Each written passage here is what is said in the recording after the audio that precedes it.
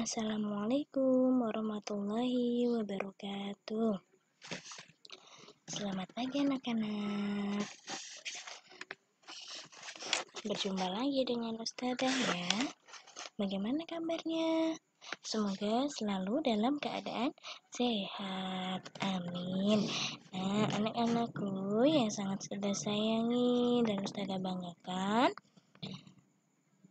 pertemuan di pagi hari ini kita akan kembali belajar ya. Sudah siapkah hari ini untuk kembali belajar? Alhamdulillah semuanya sudah siap. Artinya bukunya sudah disiapkan sesuai jadwalnya ya. Nah, anak-anak, untuk mengawali pembelajaran kita, mari kita awali dengan membaca basmalah. Bismillahirrahmanirrahim. Nah, baik. Hari ini kita akan belajar tema 7 subtema 2 ya. Muatan pelajarannya bahasa Indonesia. Tentang apa? Tentang menceritakan isi fabel berdasarkan gambar. Nah, anak-anak juga bisa sambil dibuka buku petiknya ya. Sesuai materinya yang sudah sampaikan di video ini itu ada di halaman 35 ya, subtema 2.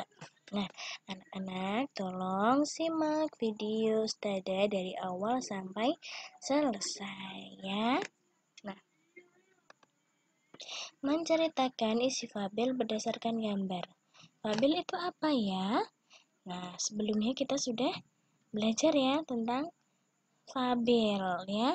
Ini Ustazah ulas kembali bahwa fabel merupakan salah satu cerita fiksi atau khayalan ya. Jadi tidak nyata ceritanya ya. Sebelum menceritakan isi fabel, sebaiknya kamu harus memahami isi fabel terlebih dahulu. Misalnya, mengetahui tokoh dan peristiwa yang terdapat dalam fabel. Tokoh pada fabel adalah hewan yang diceritakan memiliki karakter seperti manusia. Fabel merupakan salah satu cerita fiksi atau khayalan ya anak-anak. Nah, tokoh ceritanya itu hewan yang memiliki karakter atau sifat atau watak seperti manusia ya, cerita tentang hewan. Nah, anak-anak sudah tahu ya apa itu fabel? Nah, kalau sudah tahu, sekarang ada fabel yang dilengkapi dengan gambar. Jadi, fabel tersebut biasanya memiliki sedikit kalimat, tapi banyak gambarnya. Nah, ada ya yang banyak gambarnya, hanya sedikit saja percakapannya. Nah, kita dapat menceritakan isi fabel berdasarkan gambar. Berikut cara menceritakan fabel berdasarkan gambar. Yang pertama, ini cara menceritakan fabel berdasarkan gambarnya ya anak-anak. Nah, yang harus kalian perhatikan itu yang pertama urutan gambarnya. Kalian harus benar-benar memperhatikan urutan gambarnya ya. Yang kedua, bacalah kalimat yang mendampingi gambar tersebut untuk memahami isi fabel. Biasanya, kalau ada gambar, pasti di samping maupun di sebelah, di atas maupun di bawah, itu ada kalimatnya ya, yang mendampingi gambar tersebut untuk memahami isi fabelnya ya. Nah, yang ketiga, perhatikan tokoh-tokoh yang diceritakan dalam gambar. Nah, ini juga penting ya, tokoh-tokohnya itu ada siapa saja dalam gambarnya itu ya. Yang keempat, perhatikan ekspresi dan kegiatan tokoh terpen dalam gambar. Jadi ini harus diperhatikan ekspresinya juga anak-anak. Dalam gambarnya itu kita lihat ekspresinya bagaimana kira-kira, ataukah sedih, ataukah senang, ataukah marah, seperti itu ekspresi wajahnya ya. Nah, yang kelima, susunlah yang ada dalam pikiranmu ke dalam kalimat-kalimat yang pendek dan jelas. Nah, kalau anak-anak sudah memahami gambarnya, memahami ekspresinya, pasti anak-anak sudah bisa membayangkan, sudah ada kalimat yang bisa dibuat, disusun, ya. Sudah ada gambaran di dalam pikiran kita bahwa gambar tersebut menceritakan tentang apa, bagaimana keadaannya, seperti itu. Pasti sudah ada di pikiran kita, kemudian tinggal kita tuangkan, kita susun kalimatnya, ya. Nah, yang terakhir itu sampaikan ceritamu dengan percaya diri. Jadi kalau sudah bisa menyusun kalimatnya dari fabel bergambar itu, kemudian kita harus menceritakan dari apa yang sudah kita buat, ya, kalimatnya sesuai dengan gambar fabel. Nah, sampai di sini paham ya? Ini adalah cara menceritakan fabel berdasarkan gambar. Nah, selanjutnya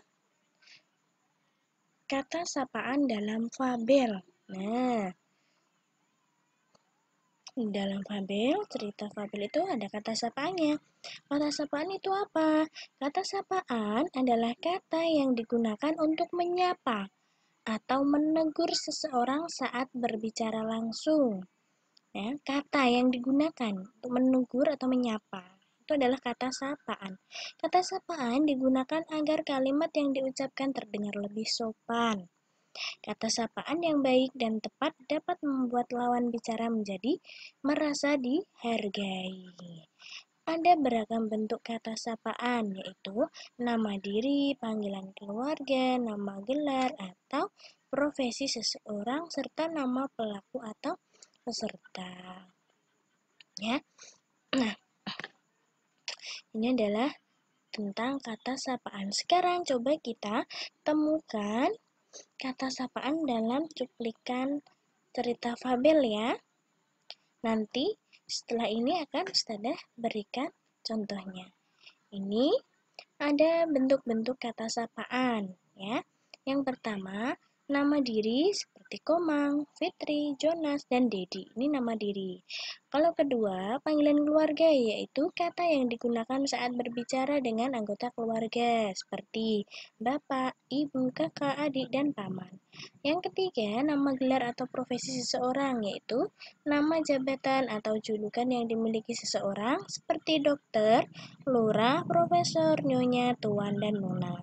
Yang terakhir, nama pelaku atau peserta yaitu panggilan orang yang ikut serta dalam suatu kegiatan seperti penonton, peserta, hadirin, dan pendengar. Ini adalah bentuk-bentuk kata sapaan. Nah, sekarang coba kita perhatikan kata sapaan pada cuplikan fabel berikut. Ini contohnya ya. Hai teman-teman, apa yang kalian lakukan sepagi ini? Tanya Bimo kepada teman-temannya. Hai Bimo, kami ingin bermain bola. Apa kamu mau ikut bermain? Ucap teman Bimo. Nah, kira-kira mana ya yang menunjukkan kata sapaan? Ya, betul sekali. Yang menunjukkan kata sapaan adalah yang Ustazah garis bawahi ini ya. Ini yang Ustazah garis bawahi adalah kata sapaan. Kata sapaan dapat berupa nama panggilan atau sapaan, seperti teman-teman dan Bimo, seperti yang sudah berikan contohnya ini ya. Teman-teman ini termasuk kata sapaan untuk menyapa teman-teman. Dan Bimo ini adalah kata sapaan juga untuk menyapa Bimo. Karena tadi Bimo yang tanya ya. Nah, ini adalah contoh kata sapaan. Sampai di sini bisa dipahami anak-anak? Baik, kalau sudah bisa dipahami, nah sekarang tugasnya anak-anak adalah mengerjakan buku petik halaman 36 ya, sampai halaman 40 ya. Ustazah ulangi, tugas kalian adalah mengerjakan buku petik halaman 36 sampai halaman 40. Ada 5 soal ya. Ada 5 soal di buku itu. Kalian kerjakan, kalian isi semuanya ya. Nah, jangan lupa banyak cerita-cerita panjang ini harus kalian baca juga ya. Biar kalian bisa berlatih membaca dengan cepat di rumah ya. Yang membacanya masih ada yang kurang lancar, berlatih supaya membacanya bisa lancar, cepat. Ya, sampai di sini dulu ya anak-anak pertemuan kita pagi hari ini. Semoga apa yang sudah Ustazah sampaikan bisa dipahami dan diterima sama anak-anak. Nah, sekian dulu dari Ustazah. Kurang lebihnya Ustazah mohon maaf ya. Mari kita akhiri pembelajaran kita dengan membaca hamdalah. Alhamdulillahirabbil alamin. Terima kasih anak-anak. Selamat belajar, selamat mengerjakan tugas. Tetap semangat dan jangan lupa berdoa. Juga tetap jaga kesehatan ya. Sekian dulu dari Ustazah, kurang lebihnya Ustazah mohon maaf. Sampai berjumpa kembali. Wassalamualaikum warahmatullahi wabarakatuh.